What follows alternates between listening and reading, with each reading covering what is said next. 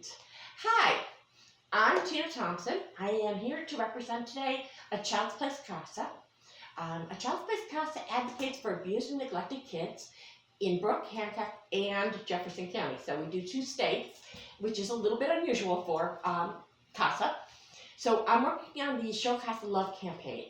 And what we did is because some of our fundraising streams have been cut off due to the virus of the past couple of years, we've started doing this in February, and it's kind of a Valentine's Day themed fundraiser. And what we've done is we've talked to a number of corporations and companies and businesses in the area, in Brooke, Hancock, and Jefferson County, and they have all agreed to match your donations. So whenever you give us $20, it's really like giving us $40. And we are grateful for that. One lucky donor will be getting a prize today, and I don't know who it will be. I hope it's you. It will be a Valentine's themed prize. And the other thing we're going to do today is talk a little bit about the history of CASA. I don't know how much you know about CASA, but you're going to learn a whole lot. CASA started back in 1977. Sorry, my numbers got transposed in my head. And they started out by doing a judge who wanted to know more information for the child that he was working with. He had a child, a foster child who needed help, and he wanted to know more than what the state was able to give them. So he asked a volunteer to do some conversations with a number of people, including the children, the foster parents, the parents, teachers, preachers, doctors, whoever was involved in the child's life, and see what they could find out.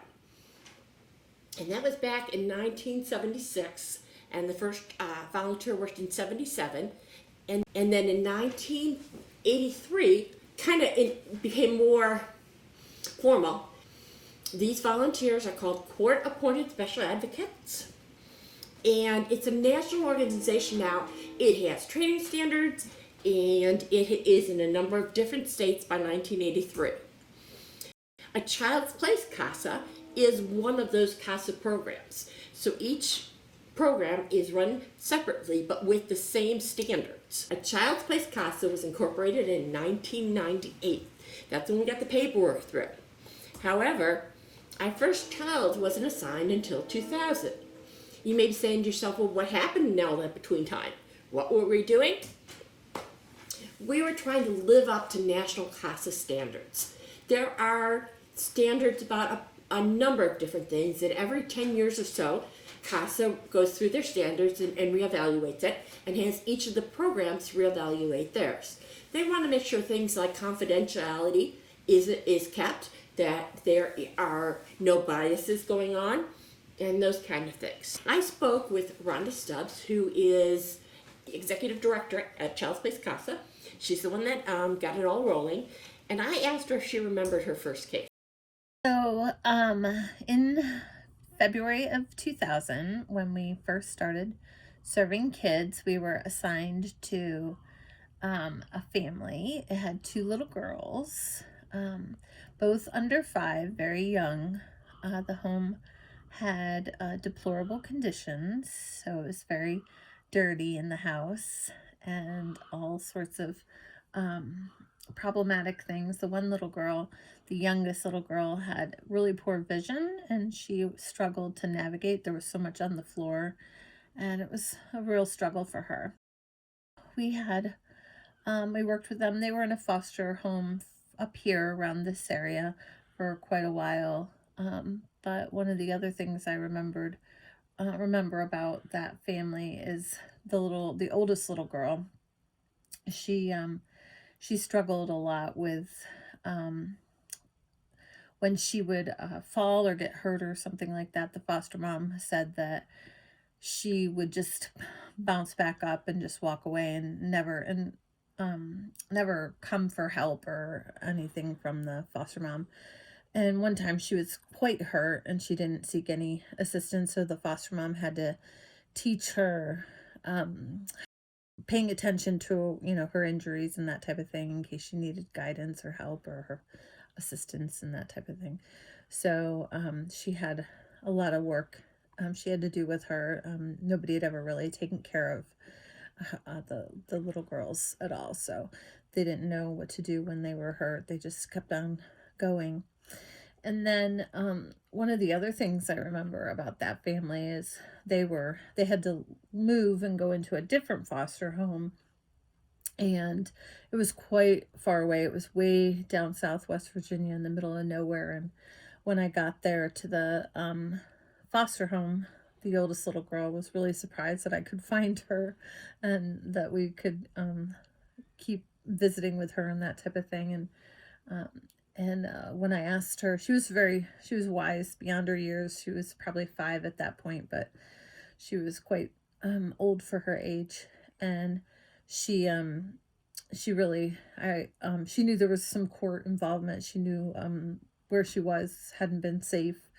And when I talked with her, I asked her, because typically we don't ask a little girl that's around 5, if there's anything we want them for us to tell the judge. And so when I did ask her that, she said, please make sure the judge knows that I should never go home. And so we put that in our court report. And it's pretty significant when a little girl that young says that she doesn't want to go home. And so she ended up the girls were adopted together, and I hope they're doing really well. And that's one of our first cases. So as you can see, Rhonda was one of the first volunteers, as well as being the executive director. The first volunteer class was sworn in February of 2000, and there were 3 or 4 people in the volunteer class. One of the volunteers you're going to meet later, because not only did she start in 2000, but she eventually came back, and so she's still a volunteer, or is a volunteer again, depending on how you look at it. Burke County was the first case that was assigned, and so that's where a Child's Place CASA started. But once Hancock County understood what was going on, they started inviting CASA into it more and more, into the cases more and more, until CASA was handling all of the Hancock County cases. In May of 2014, CASA was in Wellsburg. And here's a picture of their office space. They were renting a space in Wellsburg, right on Charles Street. And they got a new home, 613 Main Street. J.J. Barnaby was able to give them a real good deal on this. So it was part donation and part purchase. But they have a new place now in Follinsby, right on the main drive, right on 2. So if you ever happen to be walking past there, feel free to stop by. We're very, very excited with the new space. In March of 2015, we got another surprise. One of the things that I noticed is that sometimes the parents would start a case in West Virginia, and they go, oh, look, if we move across the river, they won't know anything about the case in West Virginia, and we can get away. Well, we found a way around that. In 2015, we added Jefferson County, Ohio, to a Child's Place CASA. I, for one, was thrilled. We were able to help out a number of different children right in the beginning in 2015, and we added a satellite office. So there's a little mini office that we work out of in Jefferson County Juvenile Court. It's right next to the courtroom, so it's very convenient and easy to use for our volunteers. I was talking with Rhonda, and I said, what is the biggest struggle that a Child's Place CASA has right now? And believe it or not, she said the biggest struggle was having enough volunteers. I would have thought money too, but as it turns out, the number of children has risen and continues to grow that need volunteers. And so because we have more children, we need more volunteers. Just as an example, in 2012, so that was 10 years ago, there were 88 children in care with 18 active volunteers. Can you guess how many are in care right now that have cases open with the Child's Place CASA? 156. That's like double. We still have 75 children or more that don't have a volunteer. Now, the reason I said about 75 or more is because it changes daily. Cases open, cases close on a daily basis. So we need more volunteers. If that's something you're interested in, come talk to us. There are approximately 50 children in each county of the 156. They're really kind of evenly distributed. So about 50 in Burke, about 50 in Hancock, and about 50 in Jefferson. It comes and goes, like I said, on a daily basis. Things change. How can you help? Well, obviously you can donate. That's what Show CASA Love is about. We could really use your donations. With COVID and with the change in the economy, things have gotten wonky. We are privately funded. We are not funded by the government, although we do get some grants from the government. But again, with the change in the whole economy, we don't know from day to day sometimes what money is going to be coming in. So if you could donate now, that would be awesome. How else can you help?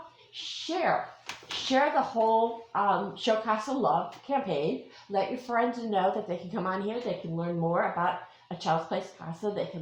They can find out, just if you noticed on the buttons to donate, it shows a different amount and what that amount will purchase for us. And the other way you can help is by learning more about CASA. And that's kind of what this 6 o'clock thing is about. Each day we're going to talk about a different thing.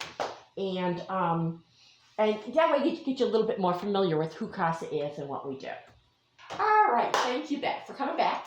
I want to thank today our sponsor, which is Trinity. Trinity Health Systems is the one who is doubling all the money that you send in today. And the group that brings in the most money is going to be our Valentine for the year of 2022. So if you have a favorite company that you want to help become our Valentine, you can wait until that day to donate, or you can donate right now. The buttons are there. It's a real simple process. They'll walk you step by step through it. Our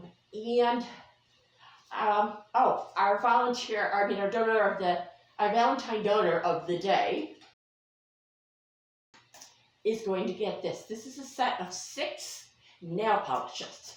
So this is for your Valentine, or for you, if you're the donor, if you're the lucky winner. 6 different nail polishes that are gels, so that you put the heat on it and it stays a lot longer and it lasts a lot better. And that's what the lucky winner is going to be. So in a second, we're going to find out who it's going to be. And I have an automatic thing on my computer that's picking. And the winner is anonymous. All right, anonymous. Now, if you stick around for the following week, we're going to talk to the staff. We're going to know the board a little bit better. We're going to get to know some of the volunteers. We're going to talk to them. We're going to hear different ways you can help. And we're also going to talk about some of the ways that CASA has made a difference in the lives of very specific kids in the Ohio Valley. So feel free to come back tomorrow at 6 o'clock. It will be very exciting, I'm hoping. And I'll talk to you later.